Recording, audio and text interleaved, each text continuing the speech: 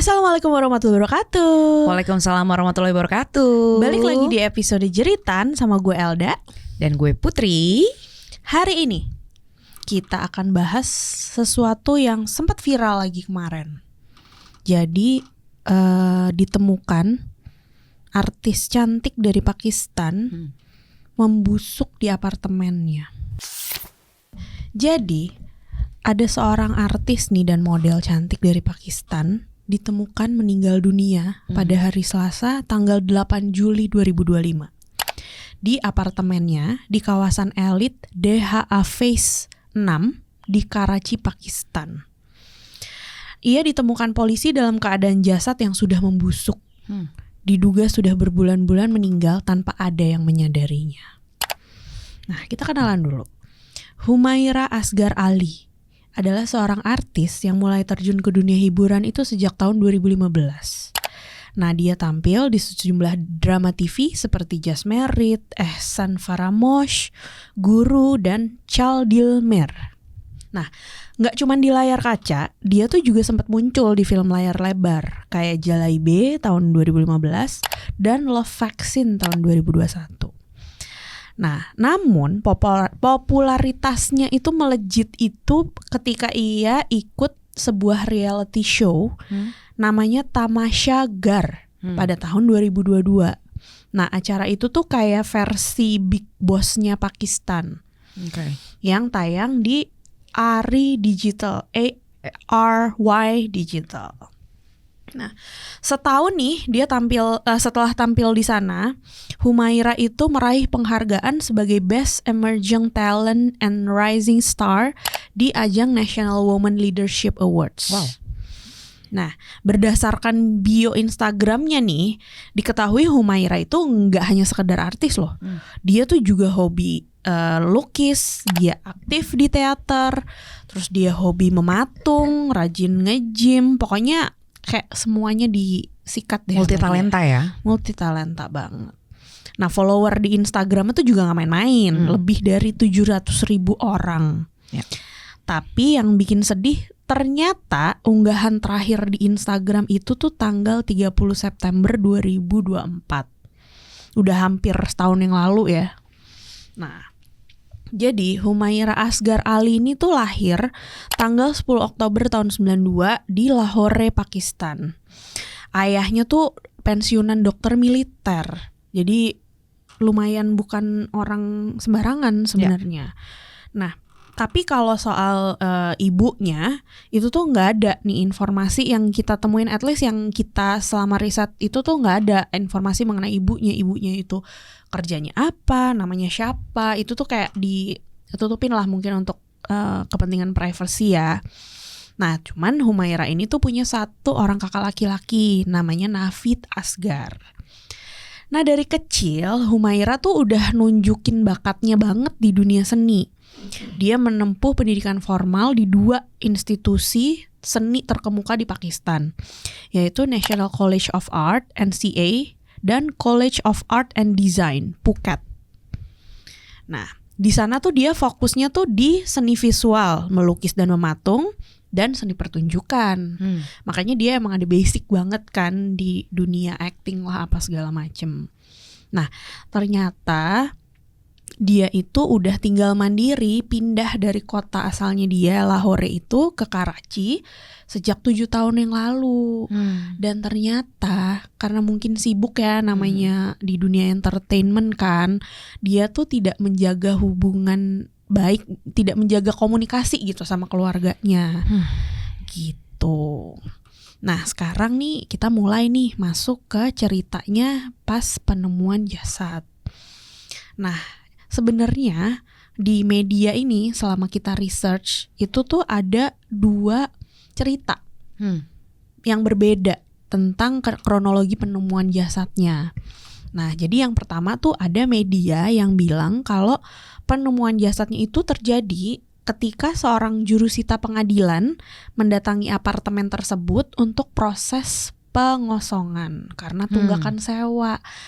Nah, jadi tuh karena emang dihubungin sama pihak apartemennya, ada tenant nih yang Belum bayar, benar. Nah, akhirnya polisi tuh masuk apartemen untuk memeriksa penyewa secara paksa. Gitu. Nah, yang kedua, menurut laporan dari Geonews, tetangga-tetangga di apartemennya tuh udah mulai curiga karena udah beberapa hari mereka nggak lihat Humaira keluar sama sekali. Nah, akhirnya sekitar jam 3 pada hari Kamis, salah satu tetangga itu laporlah ke polisi. Nah, ketika petugas datang dan mendobrak pintu, mereka menemukan tubuh Humaira sudah terbujur di lantai dalam kondisi membusuk parah. Nah, kan yang anehnya adalah kok baru nggak ngelihatnya tuh beberapa hari. Ya, hitungan hari kok udah busuk ya. Nah, sedangkan satu udah busuk. Terus udah gitu kan tadi dibilangnya kan udah berbulan-bulan nih tunggakan sewa gitu. Nah, polisi tuh semula nggak bisa ngakses apartemen Humaira karena pintu terkunci dari dalam. Nah, mereka baru bisa masuk nih dan mendapati jenazah tersebut di lantai setelah dibuka secara paksa.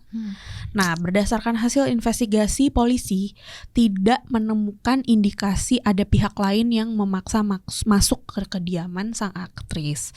Jadi kondisi pintunya ketika didobrak itu masih bagus, normal gitu, ya, masih normal. Nah, apa yang mereka temukan tuh mengerikan katanya. Jenazah Humaira itu sudah berada dalam tahap pembusukan lanjut. Nah, kondisi mengerikan ini tuh dikonfirmasi oleh dokter bedah kepolisian Karachi, Dr. Sumaya Sheth, setelah melakukan postmortem. Nah, menurut laporan Geonews lagi nih, kondisi jenazahnya itu menunjukkan gambaran yang mengerikan, di mana organ-organ utama telah hancur menjadi gumpalan hitam, udah nggak berbentuk, dan fitur wajah terdeteksi hanya di tulang-tulangnya aja. Berarti udah nggak ada daging dan kulit. Itu. Nah, Dr. Sheth bersama SPP South Mahzur Ali mengunjungi apartemen tersebut dan menemukan beberapa petunjuk yang semakin memperkuat kronologi kematiannya. DIG South Sheth Asad Raza memberitahu bahwa roti yang kadaluarsa, susu kemasan di kulkas bertanggal September 2024 ya. Nah, dan 2 kartu SIM yang ditemukan di ponselnya itu udah nggak aktif sejak bulan yang sama, yaitu bulan September. Jadi apa tuh? Instagram, terakhir post September. Ya. Terus roti, susu di kulkas September, SIM card udah mati, dan perusahaan listrik di Karachi itu juga udah mutus aliran listrik di apartemennya pada bulan selanjutnya, which is Oktober, karena ya tagihannya belum dibayar. Jadi tuh dia diperkirakan tuh udah meninggal 9 bulan hampir sebelum setahun ya ditemukan. Makanya udah gak berbentuk gitu kan. Nah, penyelidik nih mencatat bahwa satu-satunya apartemen lain di lantai apartemennya tuh nggak berpenghuni, yang mungkin menjelaskan kenapa tetangga tuh nggak nyium bau apapun dari jasad yang membusuk. Selain itu tuh juga ditemukan salah satu pintu balkonnya tuh emang kebuka, jadi mungkin kecium. Baunya tuh udah keluar aja gitu. Pipa-pipa air berkarat gitu kan. Jadi ya banyaklah hal-hal di dalam apartemen itu yang menandakan kalau memang gak ada aktivitas gitu loh di dalam apartemen. Nah, Geonews juga melaporkan bahwa ada serangga berwarna coklat ditemukan di kulit kepalanya. Meskipun yang menarik tuh gak ada belatung. Karena mungkin gak humid, jadi gak ada belatung gitu loh. Kan biasanya kan belatung itu lebih cepat keluar kalau humid kan gitu. Nah, para ahli forensik nih yakin detail spesifik kayak gini tuh dapat membantu menentukan kondisi lingkungan tempat ia terbaring selama berbulan-bulan. Meskipun profil DNA dan uji toksikologi sedang dilakukan, penyebab kematian yang jelas belum dapat dipastikan karena pembusukan yang parah. Oh, jadi penyebab dia meninggalnya kenapa? Entah karena dia sakit atau apa? Gitu nggak ada. Belum, karena ya susah, udah terlalu, ya itu tingkat pembusukan yang udah lanjut. Nah, bukan jeritan kalau tidak ada konspirasi. Selalu ada konspirasi di balik kasus. Yes. Nah, jadi ada beberapa spekulasi nih. Salah satunya adalah kematian akibat tindak kriminal. Ya standar lah. Ya.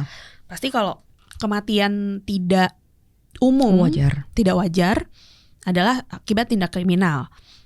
Nah, banyak orang tuh menduga Humaira itu menjadi korban tindak kriminal, seperti perampokan atau pembunuhan yang dilakukan oleh orang nggak dikenal atau bahkan orang terdekat.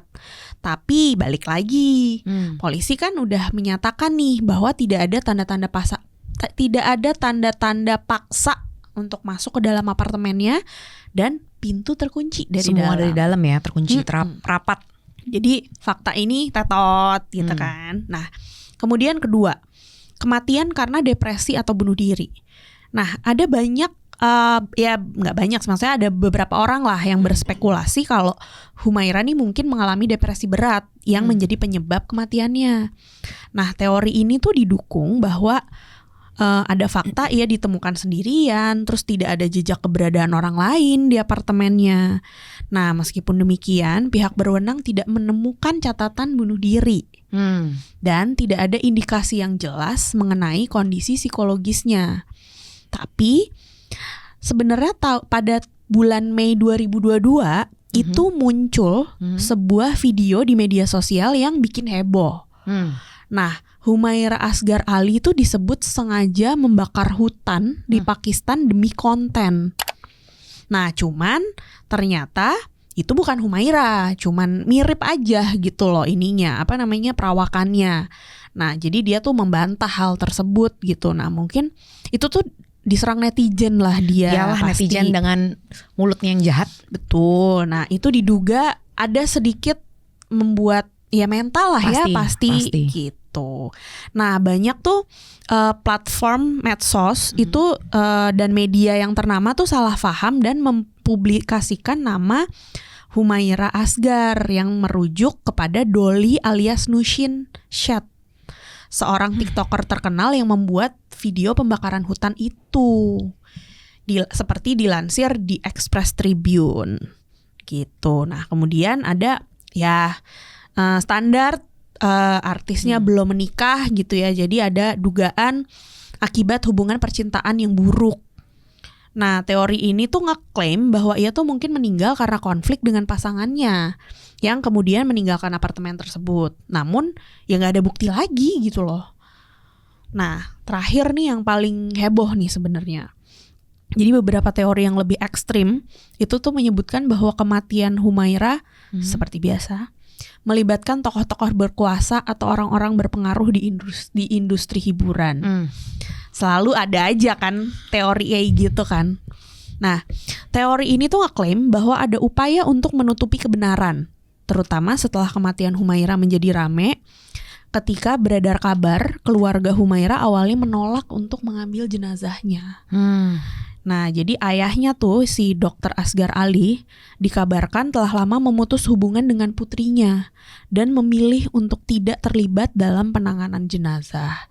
Ya, balik lagi ya yang kayak tadi gue bilang tuh di atas, karena mungkin kesibukannya di dunia entertainment, jadi dia tidak menjaga hubungannya dengan keluarganya gitu. Bahkan udah pindah dia selama 7 tahun. Enggak, bahkan bukannya udah pindah, jadi? Dia bahkan tidak memberi tahu alamatnya.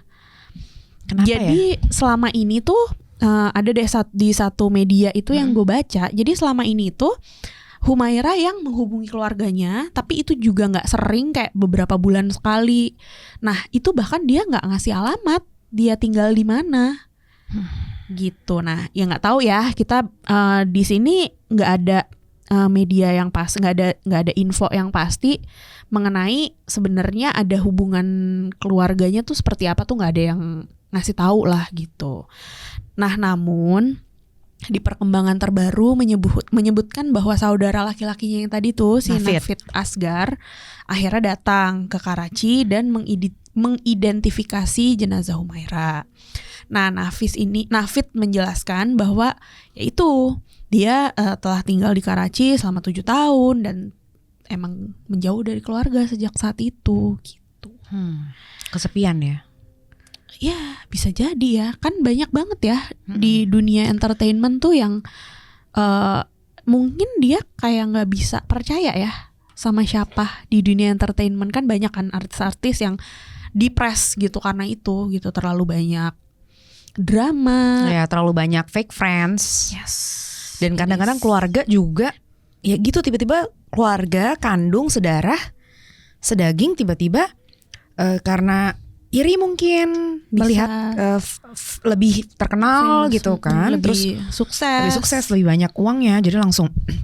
Jadi itu sebenarnya ada fenomena-fenomena dimana kalau misalnya seorang meninggal dunia dan ditemukan dalam waktu udah lama gitu, itu meninggal kesepian. Kayak di Jepang ini fenomena ini disebut kodokushi atau kematian kesepian. Sementara di Korea Selatan dikenal dengan godoksa. Jadi fenomena ini menjadi perhatian serius di berbagai negara karena mencerminkan isolasi sosial yang semakin meningkat, terutama di masyarakat modern. Ya kita juga nggak bisa nggak bisa memungkiri bahwa sekarang kita hidup sendiri-sendiri, gitu kan. Belum tentu lo kenal kanan kiri lo, karena ya satu udah sibuk, mobilitas tinggi, nggak sempat, nggak ada waktu. Tapi terus juga orang-orang kita kayak males untuk tahu gitu loh. Dan malas basa-basi. Malas basa-basi. Gue enggak sih, alhamdulillah. Saya kebetulan ya. Jadi ya kadang-kadang gue juga ya emang gue tahu misalnya kayak orang-orang ada yang malas basa-basi, ya gue memulai gitu. Nah makanya kalau tidak bertemu orang-orang seperti Anda, aku tidak akan berbicara. Jadi ada faktor-faktor umum sebenarnya yang emang udah kelihatan gejalanya dan punya kontribusi dalam fenomena ini. Yaitu pertama ya, hidup sendiri dan isolasi sosial.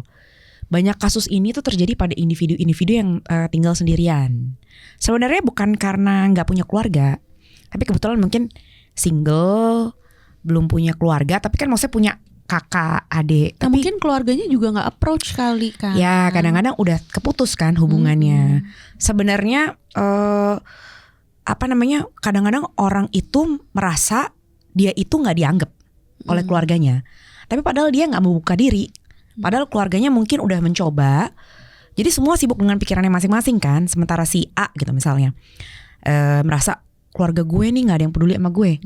Padahal dia yang nutup diri. Iya, yang kayak gitu-gitu dia mulai sedangkan ngeblok. keluarganya berpikiran hal yang sama. Iya, dia udah nggak peduli sama gue. Atau mungkin keluarga kalau orang tua lebih kayak, oh ya udah kita mau kasih mereka space deh, kasihlah mereka space. Atau kemungkinan ego orang tua kayak biar gimana pun juga lo anak, harus lo yang approach orang tua.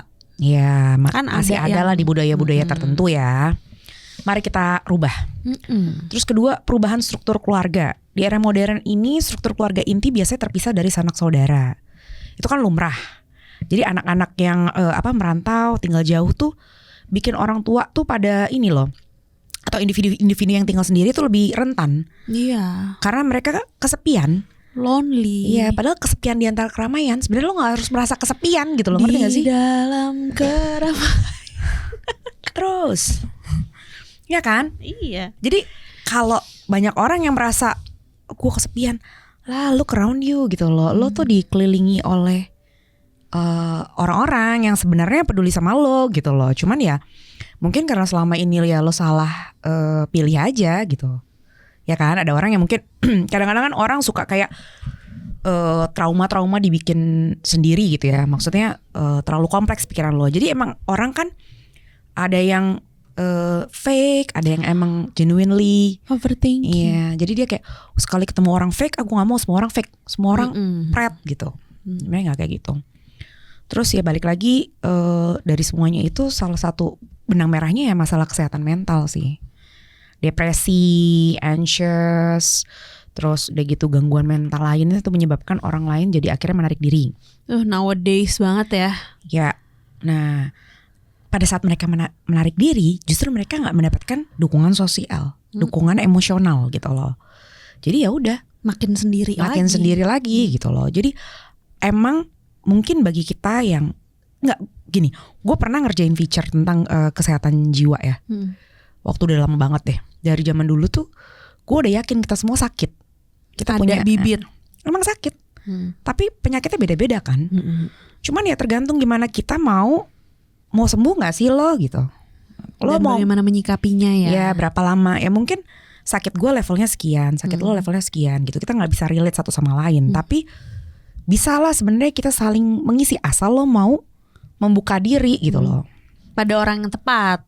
Pada orang yang tepat. Mungkin kayak sekarang itu kan udah banyak banget ya psikolog atau yayasan-yayasan nirlaba gitu yang untuk peduli pada kesehatan mental ya. Mungkin bisa lah gitu kan.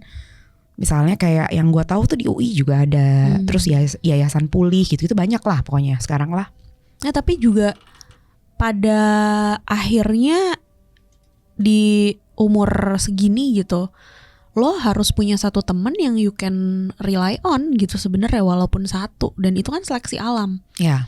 Gitu. Jadi ya gue sih bukan gimana ya, kayak ya udahlah kalau misalkan emang gue bukannya nggak punya temen, cuman bukannya nggak punya temen, cuman maksud gue ngerasa udah cukup ada beberapa orang yang emang I can rely on gitu loh. Dan selain pasangan ya, selain pasangan, karena pasangan kan kadang-kadang tidak bisa diandalkan ya. Satu, tidak bisa diandalkan. Kedua, kayak tidak bisa diandalkan gitu. Kedua, POV-nya beda.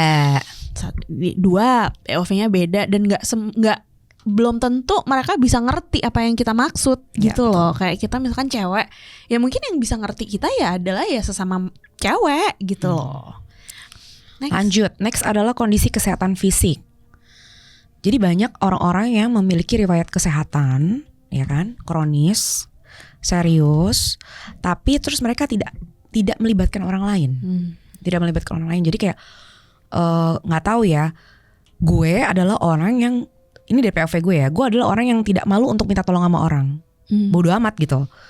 Orang di jalan sekalipun yang gue nggak tahu, sorry boleh nggak tolong gitu. Bukan gue banget sih. Modal senyum. Karena gue merasa gue akan bantu siapapun yang minta tolong ke gue. Jadi gue pasti gue nggak mengharap sih sebenarnya orang untuk nolongin. Cuman gue paling nggak gue akan berusaha gitu loh. Jadi sayang banget misalnya kayak kita lihat ya, ada beberapa misalnya dulu tuh artis top, lalu dia punya penyakit kronis, kebetulan mungkin tidak berpasangan atau tidak memiliki anak, lalu dia tinggal sendiri tapi juga jauh dari keluarganya. Jadi akhirnya dia ya udah gitu loh. Sebenarnya kan yang nggak tahu deh ya, kadang-kadang orang juga sampai yang jahat banget sih. Guys, please stay be nice. Ya kan, kadang-kadang ya gimana lah begitu. Terus ada perubahan pola komunikasi. Jadi interaksi sosial tuh sekarang semakin beralih.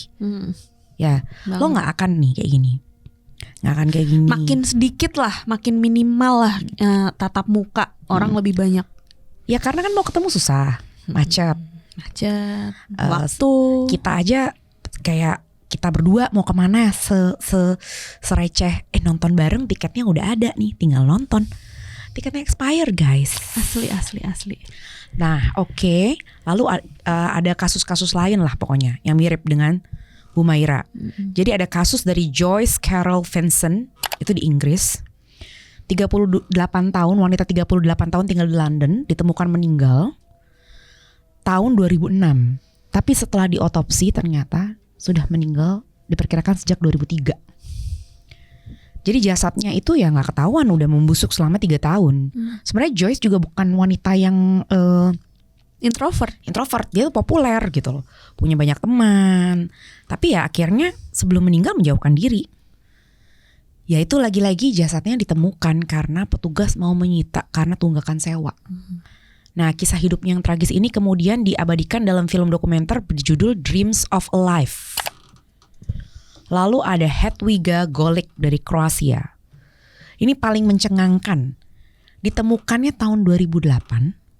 Ternyata meninggalnya sejak tahun 1996 guys. 66. What? 1966.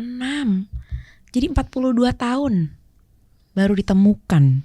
Kalau misalkan kalian googling nih, search gitu ya, itu benar-benar dia ditemuinnya di sofa, sampai udah nyatu ke sofanya. Astagfirullah. Jadi nggak ada yang pernah melaporkan kehilangan karena tetangga-tetangganya mengira ia pindah gitu. Saking udah lamanya. Ya betul. Jadi benar-benar itu kayak jadi simbol ya bahwa sekarang semakin interaksi sosial tuh benar-benar parah sih. Guys coba ya begitu selesai dengerin ini sampai habis, langsung ketok pintu, gak usah deh bawa ini itu. Ketok pintu kanan kiri lo, kenalan sebelah kanan namanya siapa, sebelah kiri namanya siapa gitu. Dan ini kasus terakhir yang kita rangkum adalah dari Erica T. Clark dari Amerika Serikat. Wanita berusia 47 tahun di Michigan ditemukan meninggal di mobilnya tahun 2014. Di mobil loh. Di mobil. Mobilnya diparkir di mana nih? Jadi pokoknya dia ditemukan di mobilnya. Ternyata dia udah meninggal 12 tahun sebelumnya, guys. Keluarga sempat melaporkan ia hilang, tapi akhirnya mobilnya karena mau dilelang, baru ditemukan ada jasadnya. Jadi dilelang beserta jasad. Nah enggak, yang gue bingung itu emang orang yang rumah lelangnya itu enggak meriksa dulu apa kondisi? Emang peduli gitu. Kayak sekarang lo, kalau misalnya lo tanya sama orang ya, sorry ya, 2 kata yang paling populer, Nggak tahu. nggak tahu. Iya kan? Gua Segampang benci itu. banget. Bener, gue benci banget lo kayak, hah? Aduh sampai mau sendawa. Lo mau gak sih kayak mikir dulu gitu? Coba lo diam dulu mikir, spontan langsung kan, nggak tahu. Ya, main cepetnya aja gitu kan. Aduh please banget. Jadi kayak ini fenomena-fenomena ini yang kita hadirkan sekarang itu menunjukkan sisi gelap dari kehidupan modern. Dan itu menyedihkan, ya kan? Dimana kesendirian dan isolasi itu jadi resiko yang nyata gitu loh. Please look around you gitu. Kayak temen lo yang udah lama gak WA atau lama gak post Instastory, luangkan deh waktu gitu. Hey, where are you? Kalau gue gitu. Ini gue ngomong ke diri gue sendiri. Ya. Sedikit kurang-kurangin deh ansosnya. Minum dulu deh. This is the end. Please, ya, please banget. Karena gak usah ngomongin soal agama ya, harus lo kesamping gitu. Tapi habluminanas. Tapi ya sebagai manusia gitu loh. Nggak bisa dipungkiri bahwa kita itu manusia sosial. Ya betul. Emang susah sih, maksudnya kalau udah apatis, ya mulai lagi. Jangan ketawa loh. Jadi orang jangan apatis, mulai lagi ditumbuhkan rasa empati. Gimana caranya coba? Gimana caranya dengan hal kecil lah gitu. Oke, baiklah. Sekian. Emosi banget kayaknya, Bu. Soalnya emang bener banyak orang semakin gak ada empati, gak individualis banget zaman sekarang. Tetangga ya gak kan? kenal tetangga. Di jalan aja pakai ginian. Ya kan? Itu kan lebih kayak jangan ganggu gue gitu. Iya udah gitu apartemen ya, bener-bener sendiri-sendiri kan. Mungkin kalau misalkan rumah landed house mungkin masih bisa ada acara 17-an atau apa gitu kan. Kalau apartemen kan bener-bener lebih individualis. Ya lo gak usah deh jauh-jauh datang ke acara 17-an gitu. Paling gak ke depan lo mau pagi pergi, ya lo lihat deh lampunya nyala apa enggak. Atau misalnya ada bau, biasanya ada bau goreng ikan asin kok sekarang lampunya bau nyala terus nggak ada gitu kan. Oke, guys, please be nice, oke? Tumbuhkan kembali empati. Ya.